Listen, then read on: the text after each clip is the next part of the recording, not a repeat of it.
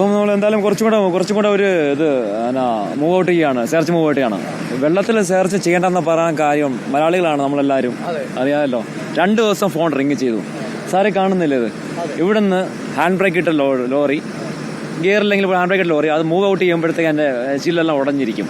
ആ ഒരു ഫോഴ്സിൽ പോകണമെങ്കിൽ അടഞ്ഞിരിക്കും. നേരെ പോകത്തില്ല, കമന്ന് വീണേ പോകത്തുള്ളൂ.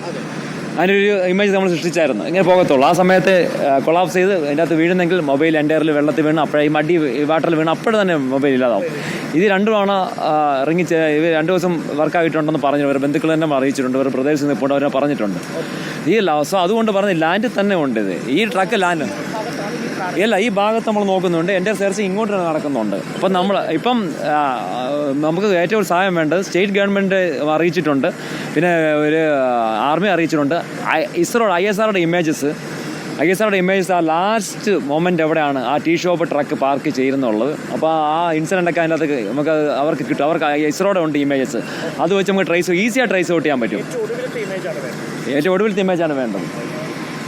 രഞ്ജിത്ത്, ഇസ്രായേലി പറയുന്നത് പോലെ ഇപ്പോഴും ഈ ഭാഗത്ത് എവിടെയോ കുടുങ്ങി കിടപ്പുണ്ടാവാം, അതല്ലെങ്കിൽ ഈ ഭാഗത്ത് പുഴയിൽ പോകാനുള്ള സാധ്യതയില്ല എന്ന് തന്നെയാണ് പറയുന്നത്. അല്പസമയം കൂടി രക്ഷാപ്രവർത്തനം നീട്ടിക്കൊണ്ടു പോകാനുള്ള സാധ്യതയുണ്ട് എന്നാണ് നമ്മൾ മനസ്സിലാവുന്നത്. വളരെ കുറച്ച് സമയം കൂടി ഒരുപക്ഷെ നീട്ടിക്കൊണ്ടു പോയേക്കാം. ഇരുട്ട് വീണ് തുടങ്ങിയാൽ ഈ മണ്ണെടുക്കലും അത് നീട്ടിക്കൊണ്ടു പോകലും സാധ്യമല്ല. ആകെ നമുക്ക് 2 ഫ്ലഡ് ലൈറ്റുകൾ മാത്രമാണ് ആ വാഹനത്തിലുള്ളത്. ആ വെളിച്ചം മാത്രമേ ഉള്ളൂ. മറ്റു വെളിച്ചമൊന്നും ഈ ഭാഗത്തേക്ക് കൊണ്ടുവരാൻ കഴിയില്ല. അതുകൊണ്ട് തന്നെ ഒരു അരമണിക്കൂറോടുകൂടി മാക്സിമം ഈ രക്ഷാപ്രവർത്തനം അഥവാ ഈ മണ്ണെടുക്കൽ തുടർന്നേക്കാം എന്നാണ് നമ്മൾ മനസ്സിലാക്കുന്നത്. ദൃശ്യങ്ങളാണ് പ്രേക്ഷകർ ഇപ്പോൾ കാണുന്നത്. നോക്കൂ, ഈ ഭാഗത്ത് നമ്മൾ ആ ഭാഗത്തേക്കൊന്ന് നടന്നു പോവുകയാണെങ്കിൽ ഈ ഭാഗം ഇതുവരെയും പ്രേക്ഷകർ കണ്ടിട്ടില്ല. ഈ ഭാഗമാണ് ഈ വാഹനം പാർക്ക് ചെയ്തതിൻ്റെ തൊട്ടപ്പുറത്തെ സൈഡ്. ഇവിടെ മുതലാണ് വീണ്ടും റോഡിലേക്ക് വാഹനങ്ങൾ കയറ്റി തിരിച്ച് കൊച്ചി ഭാഗത്തേക്ക് വാഹനം ഓടിച്ചു പോകേണ്ടത് ഈ റോഡ് വഴിയാണ്. അതുകൊണ്ട് ഈ ഭാഗത്ത് എവിടെയോ ആണ് ഒരു ലോറി പാർക്ക് ചെയ്തിട്ടുണ്ടാവുക എന്നാണ് നമ്മൾ മനസ്സിലാക്കുന്നത്. അതേസമയം മറുഭാഗത്ത് ഈ ഗംഗാവാലി പുഴയുടെ ഈ ഭാഗത്ത് നമ്മൾ ഇപ്പോൾ മണ്ണിട്ടിരിക്കുന്ന ഭാഗത്ത് വണ്ടിയുണ്ടോ എന്നൊരു സംശയവും ബലപ്പെട്ടിട്ടുണ്ട്. അതുകൊണ്ട് ഒരേ സമയം 2 കരകളിലുമായി റോഡിൻ്റെ ഇരുവശത്തുമായിട്ടുള്ള രക്ഷാപ്രവർത്തനമാണ് ഇപ്പോൾ പുരോഗമിച്ചുകൊണ്ടിരിക്കുന്നത്. പ്രേക്ഷകർ കാണുന്നത് പോലെ ഒരു ഭാഗത്ത് വലിയ മൺകൂനയാണ്.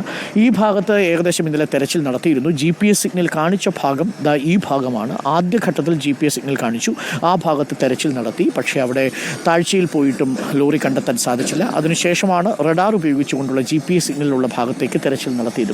പ്രേക്ഷകർക്ക് ഇപ്പോൾ ഈ ദൃശ്യങ്ങളിൽ കാണാവുന്നതാണ്. ഈ മൺകൂനയുടെ ഉള്ളിൽ വലിയ പാറകൾ ഇവിടേക്ക് കിടക്കുന്നത് കാണാം. ഇതൊക്കെ വന്ന് വാഹനത്തിന് മുകളിലേക്ക് വീണാൽ സ്വാഭാവികമായും അതിന് ഡാമേജ് സംഭവിക്കുമെന്ന കാര്യത്തിൽ സംശയമില്ല.